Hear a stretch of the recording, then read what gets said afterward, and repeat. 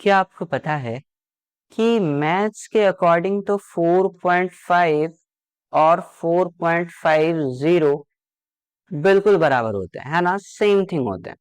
लेकिन अगर मैं कहूं कि फिजिक्स के अकॉर्डिंग 4.5 और 4.50 बराबर नहीं है, तो क्या आप मानेंगे? तो आइए, आज का हमारा टॉपिक यही है। हम आज पढ़ेंगे सिग्निफिकेंट फिगर्स, और हम इसे काफी अच्छे तरीके से पढ़ेंगे। ये काफी इंपॉर्टेंट टूल है हमारे लिए। सबसे पहली बात, ये हमारे लिए काफी इंपॉर्टेंट टूल है। हम अभी जानने वाले हैं ना इसकी क्या इंपॉर्टेंस है, हम सब कुछ जानेंगे। तो ध्यान दीजिए, हमारा जो आज का टॉपिक होने वाला है वो है सिग्निफिकेंट फिगर्स। अभी इसका यूज ना जेईई मेंस और नीट में कई जगह पर होता है, और साथ ही साथ बोर्ड एग्जाम में भी ये काफी इंपॉर्टेंट रोल प्ले करता है। ठीक है, तो आज का topic significant figures. Let's start. ध्यान दो, कभी तुम मार्केट गए हो गया ना किसी सब्जी वाले के पास, और तुमने उसे बोला होगा कि भैया मुझे 1 किलो आलू दे दो। तो वो नापना स्टार्ट करता है, और नापते नापते ना उसके तराजू पे 1.050 केजी दिखाता है। मतलब क्या तुम्हें 50 ग्राम एक्स्ट्रा आलू मिल गए क्या? बिल्कुल मिल गए। क्या वो आलू वाला इस 50 ग्राम जो एक्स्ट्रा आलू आया है, क्या इसके पैसे लेगा? बिल्कुल नहीं। बढ़िया। और ऐसा होता भी है ना, ऐसा होता ही है। 50-100 ग्राम एक्स्ट्रा आ जाए कोई बड़ी बात।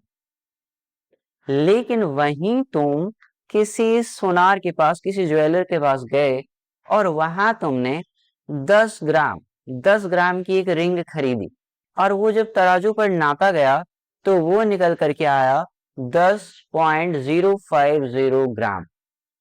ये जो 50 मिलीग्राम एक्स्ट्रा, ये जो 50 मिलीग्राम एक्स्ट्रा खरीद ली, ये जो 50 मिलीग्राम एक्स्ट्रा सोना आ गया है, क्या उसके पैसे सोनार लेगा क्या? बिल्कुल लेगा। क्योंकि यहाँ पर ये 50 मिलीग्राम ना काफी ज्यादा कॉस्टली होगा, इसके भी कई हजार रुपए लगेंगे। लेकिन यहाँ का ये जो 50 ग्राम था, इसकी कोई वैल्यू नहीं है। इस 50 ग्राम आलू को कोई नहीं पूछने वाला। लेकिन वहीं पे ये जो 50 मिलीग्राम सोना एक्स्ट्रा आ गया है, ये काफी कॉस्टली पड़ने वाला है। तो तुमने देखा क्या, वजन की ही बात हो रही थी, कहीं पर 50 ग्राम की कोई वैल्यू नहीं है, तो कहीं पर 50 मिलीग्राम की भी बहुत वैल्यू। क्या ये कहानी तुम्हें समझ में आई? बहुत बढ़िया। अब ध्यान दो, तो मैं इस स्टोरी से ना तुम्हें ये बताना चाह रहा हूं कि ये जो फिजिक्स की दुनिया है ना, यहाँ पर हर एक डिजिट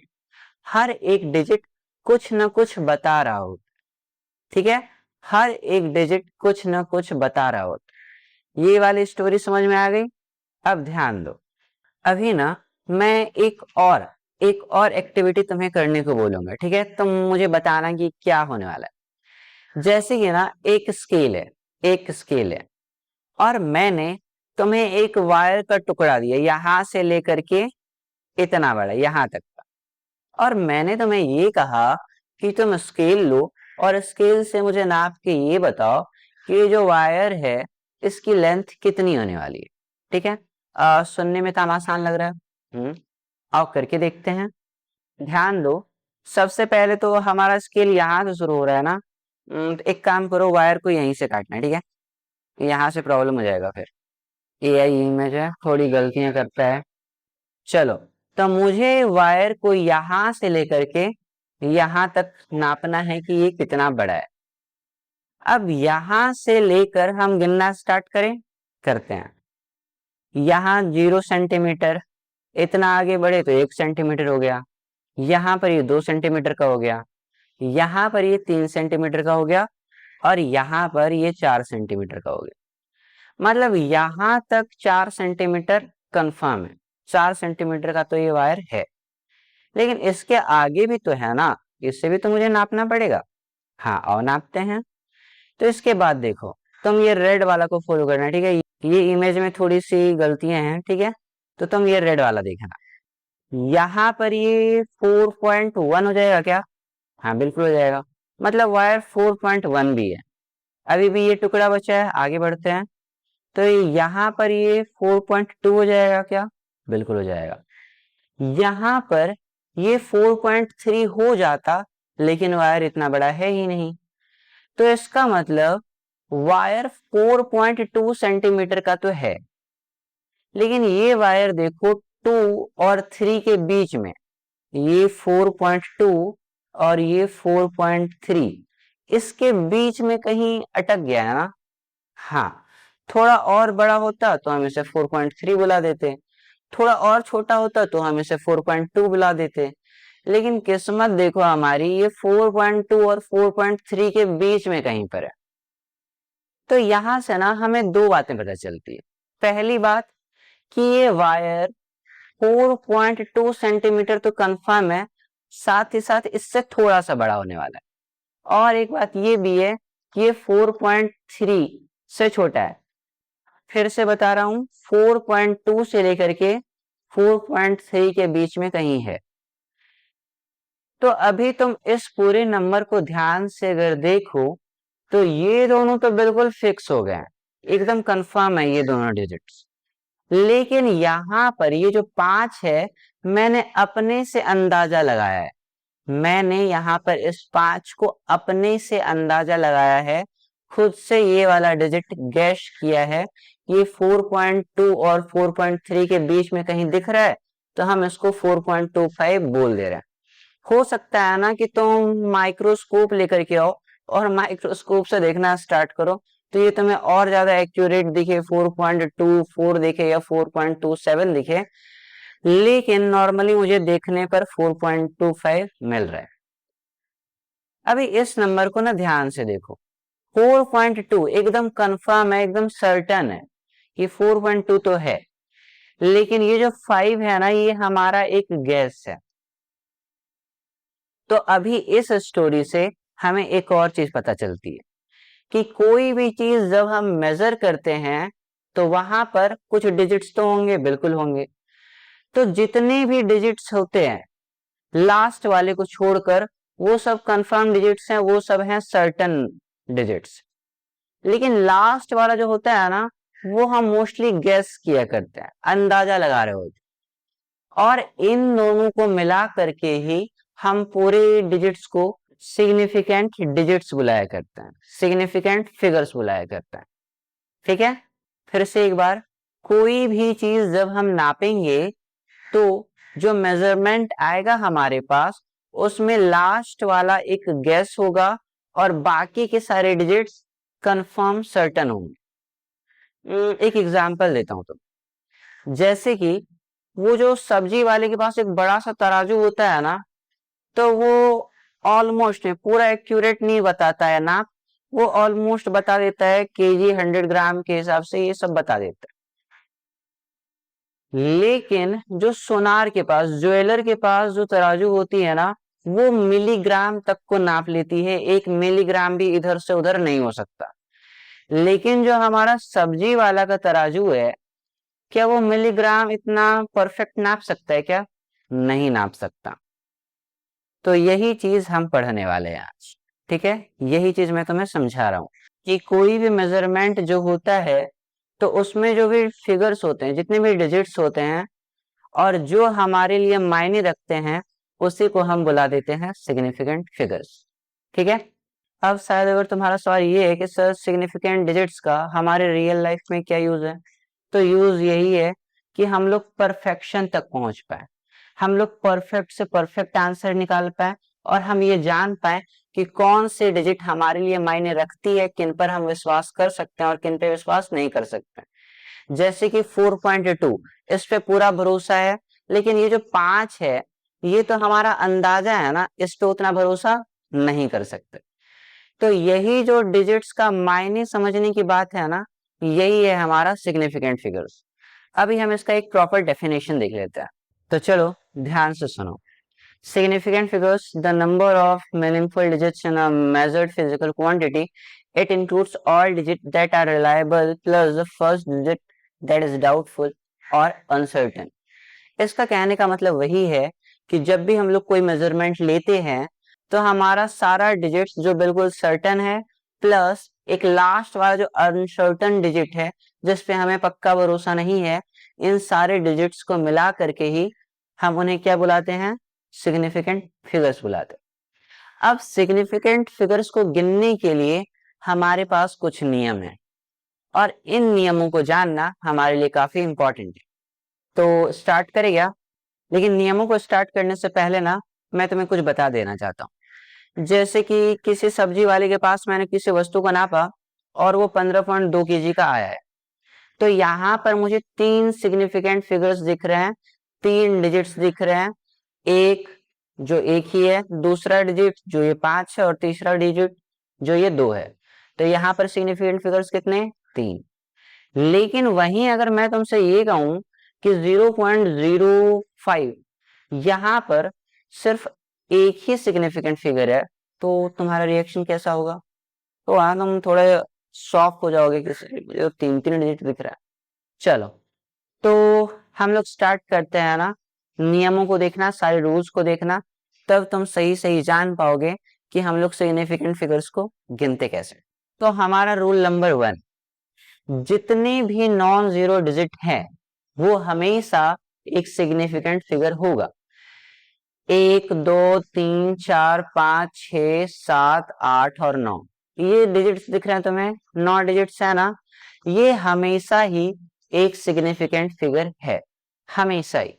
ठीक है, आगे आते हैं रूल नंबर 2 पे। रूल नंबर 1 काफी आसान है, all non zero digits are always significant figures. Rule 2 देखो, ट्रैप्ड जीरोस, मतलब जब भी जीरो ना नॉन जीरो डिजिट के बीच में फंसे हुए हैं, ये एक नॉन जीरो डिजिट है, ये एक नॉन जीरो डिजिट है, बीच में देखो 2 जीरो फंसा हुआ है क्या? बिल्कुल फंसा हुआ है, सैंडविच जीरो जैसा, एक साइड दोनों साइड ब्रेड और बीच में ये जीरो फंसे हुए हैं। तो जब भी जीरो नॉन जीरो डिजिट के बीच में ट्रैप्ड होते हैं ना, तो उसे हम एक सिग्निफिकेंट फिगर मान लेते हैं। ठीक है, फिर से सुनो, जब भी जीरो नॉन जीरो डिजिट के बीच में आ रहे हैं तो वो हमेशा ही एक सिग्निफिकेंट फिगर होगा, और उस हिसाब से 1 2 3 4 यहां पर कितने सिग्निफिकेंट फिगर, 4। बहुत बढ़िया। पहला rule, all non zero digits are always significant. दूसरा rule, trapped zeros are also always significant figures. तो यहां पर भी हमारे पास 4 ऐसे हैं। अभी ध्यान दो, अभी ध्यान दो, अगर मैं तुमसे बोल दूं कि तुम चींटी को नाप के दिखाओ, तो चींटी का साइज वही 5 mm के करीब आ रहा है। ठीक है, 5 mm के करीब। तो यहाँ पर कितने सिग्निफिकेंट फिगर दिख रहे हैं, एक दिख रहा है। वही मैं तुम्हें से बोल दो ना कि नहीं तुम इसे मीटर में कन्वर्ट करो, तो मीटर में कन्वर्ट करोगे तो ये 0.005 आ जाएगा क्या? हाँ आ जाएगा। तो यहाँ पर क्या तुम 4 ऐसे बोल दोगे क्या? नहीं ना, यहाँ पर भी इस प्रॉब्लम को सॉल्व करने के लिए ही यहाँ पर हमारा रूल 3 है। रूल 3 हमारा ये कहता है कि जब भी नॉन जीरो डिजिट के आगे इस लेफ्ट साइड में जीरोस ही जीरोस हैं, तो उन्हें तुम्हें काउंट नहीं करना है। क्यों नहीं करना है? क्योंकि ये जीरोस ना बस कन्वर्ट करने पाए हुए होते हैं। जैसे मिलीमीटर को मीटर में कन्वर्ट किया तब जाके ये जीरो आया ना, इनका कोई वैल्यू नहीं होता, मतलब इनको कभी भी एसएफ काउंट नहीं करेंगे। तो रूल नंबर 3 यही कहता है कि जब भी नॉन जीरो डिजिट के आगे जीरो हो, लेफ्ट साइड में जीरोस ही जीरो हो, तो उसे काउंट नहीं करेंगे। चलो यहाँ एग्जांपल देखो, 0.005 लेफ्ट साइड देखो, सिर्फ जीरो ही जीरो है ना, तो मतलब इन्हें काउंट हम नहीं करेंगे, हमें सिर्फ एक ही एसएफ मिलेगा यहाँ। बढ़िया। तो एक और एग्जांपल देख लेते हैं, 0.000045। यहाँ पे इस 45 के अलावा आगे देखो सिर्फ जीरो ही जीरो भरे हुए है ना, तो इन जीरो को काउंट नहीं करना। यहाँ पर एसएफ क्या होगा, केवल दो ही एसएफ होंगे, 4 और 5। अब आते हैं रूल नंबर 4 पे। अब ना हम एक काम करते हैं, जैसे कि 5 मीटर है, तुम ना इसे सेंटीमीटर में कन्वर्ट करो। तो ये क्या बन जाएगा 500 सेंटीमीटर। तो यहाँ पर फोर्थ रूल इन्हीं सब के लिए है कि अगर किसी भी डिजिट के लास्ट में 0 से 0 हो ना तो वो एसएफ नहीं होते, क्योंकि ये फिर से कन्वर्जन के बाद आए हुए होते हैं। जैसे यहाँ पर सिर्फ एक ही एसएफ था, यहाँ पर भी एक ही एसएफ होगा। ये लास्ट वाला 0 सिर्फ कन्वर्जन के बाद आया हुआ है, ठीक है। तो जो भी लास्ट वाला 0 होता है, अगर कोई भी डेसिमल नहीं दिख रहा तो वो सिग्निफिकेंट नहीं होते। ध्यान से सुनो, 4 रूल में के अंदर 2 रूल हैं। जब भी कोई डिजिट है और उसके लास्ट में सिर्फ जीरोस ही जीरोस हैं तो उसे हम एसएफ काउंट नहीं करेंगे। लेकिन अगर किसी नंबर में डेसिमल है, ठीक है, जैसे यहां पर इस नंबर में डेसिमल है क्या? बिल्कुल है। तो डेसिमल वाले नंबर में हमें लास्ट वाले 0 को भी सिग्निफिकेंट फिगर काउंट करना है। डेसिमल वाले नंबर में लास्ट वाले 0 को भी हमें एसएफ काउंट करना है। तुम्हारे मन में सवाल आएगा क्यों? याद करो, जब भी हम स्केल वाला एग्जांपल ले रहे थे तो उस 0 का मतलब था, मैं दिखा देता हूं तुम्हें। उस 0 का मतलब होता है, अगर ये यहाँ पे खत्म होती तो 4.0 का मतलब ये होगा कि ये बिल्कुल 4 सेंटीमीटर का है। ये 4.1 या फिर 3.99 नहीं हो सकता, ये एग्जैक्टली 4.0 सेंटीमीटर का ही है। बात समझ में आई? बहुत बढ़िया। तो चलो, जब भी बात डेसिमल की होगी ना, कि किसी भी नंबर में अगर डेसिमल है तो लास्ट वाले 0 को हमें एसएफ काउंट करना है, और अगर डेसिमल नहीं है तो लास्ट वाले 0 को एसएफ काउंट नहीं करना। देखो, मुझे मालूम है ये अभी तुम्हारे दिमाग में सारे रूल्स ऐसे दिमाग में घूम रहे होंगे, लेकिन टेंशन मत लो। पहले तुम एक बार देखो, सब अच्छे से दिमाग में घुस जाएगा। सुनो, अभी ना हम थोड़ा इसे और अच्छे से देख लेते हैं इस फोर्थ रूल को। जैसे कि यहाँ देखना, ये हमारे पास कोई नंबर है, मुझे बताओ इसमें कितने एसएफ हैं। तो याद करो, हम लोगों ने देख रखा है कि अगर नॉन जीरो डिजिट के आगे लेफ्ट साइड में जीरो ही जीरो भरे हुए हैं, देखो इतने सारे जीरो हैं, तो उन्हें काउंट नहीं करना। इसका मतलब यहाँ पे कितने हैं सब? सिर्फ एक। इस पे आओ, देखो यहाँ पर रूल नंबर 2 के हिसाब से ये दोनों जीरो नॉन जीरो डिजिट के बीच में फंसे हुए हैं क्या? बिल्कुल। तो ऐसी स्थिति में हमें इसे एसएफ काउंट करना है। यहाँ पे होंगे 1 2 3 4, 4 एसएफ। इधर आते हैं, याद करो अभी अभी हमने फोर्थ रूल में पढ़ा है कि अगर किसी नंबर में डेसिमल है तो लास्ट वाले 0 को भी हमें एसएफ काउंट करना है। तो यहाँ पर होंगे 1 2 3, 3 एसएफ।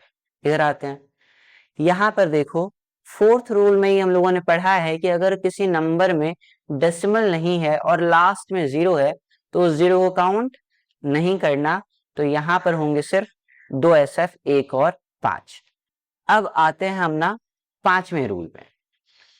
5वें रूल को देखो, अगर हमारे पास कोई भी नंबर है और उसमें ना 10 की पावर है, कोई भी नंबर और 10 की पावर, तो ये 10 की पावर वाला पार्ट है, इसे कभी भी एसएफ में काउंट नहीं करना है।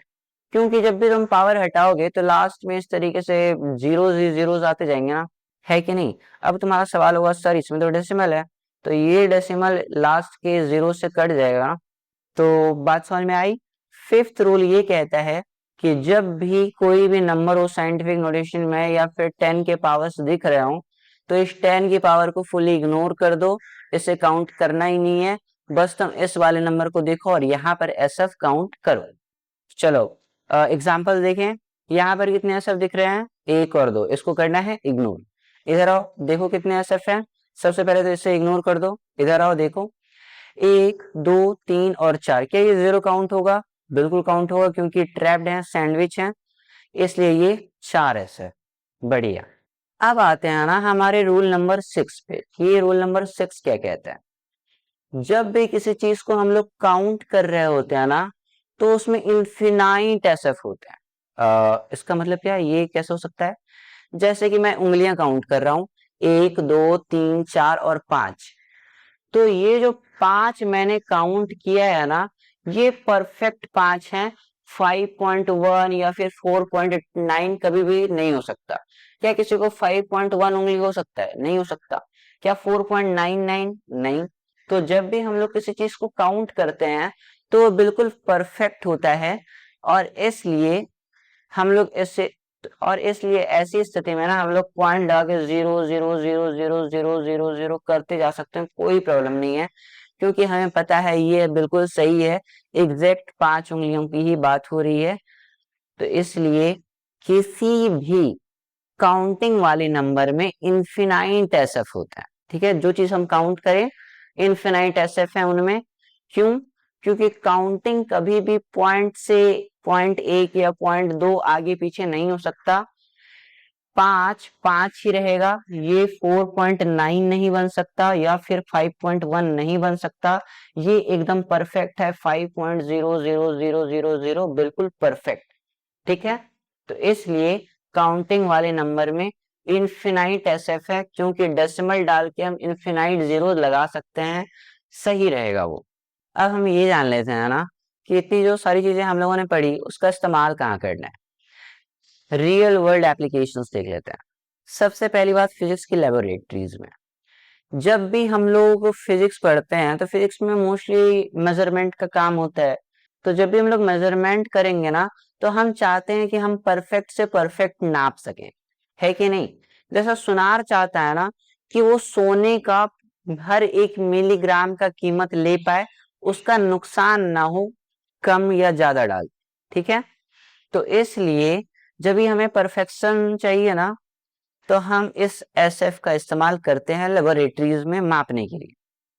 ध्यान दो, केमिस्ट्री में जब भी दवाइयां होती है, दवाइयां हम लोग बनाते हैं, तो हर एक मिलीग्राम बहुत मायने रखती है।